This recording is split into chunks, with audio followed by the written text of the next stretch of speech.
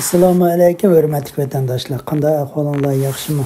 Bugun 3-oyning 7-kuni Ukraina to'g'riliq xabarlar. Xabarlar qaraganda Ukrainadagi urushlar bag'ansir keskinlashib ketib beribdi.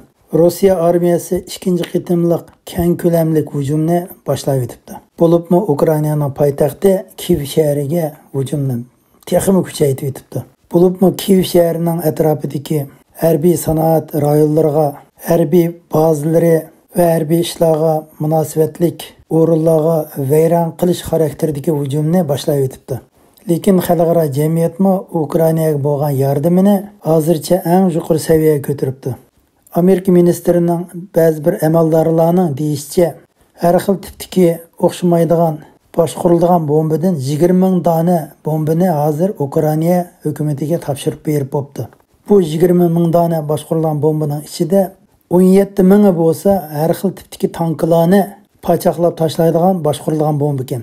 2 mingdan ortig'i bo'lsa maxsus aeroplanni itib tushiradigan boshqarilgan bombalar ekan. Ukrainada bo'layotgan urushlarda 100 dan ortiq Rus tanklari mana shu boshqarilgan bombaning zarbasiga uchrabdi.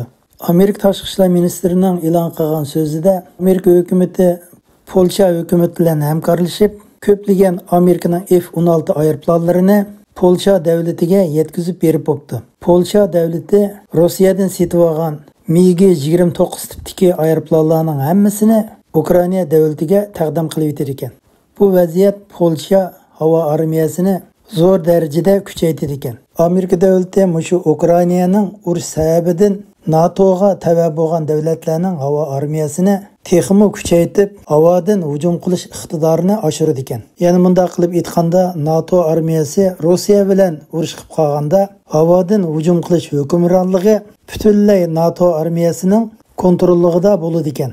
Yana bir yangi xabar bo'lsa, Amerika parlamentininki bosh raisi Nancy Pelosi xonimning deyishicha, yana bir yangi qonunni o'tirib qo'ydi ekan. U bo'lsa-mu Rossiyaning neft eksport yo'lini butunlay cheklab etish. Ya'ni Rossiya davlati neft va gazlarni chet elga eksport qilmaslik.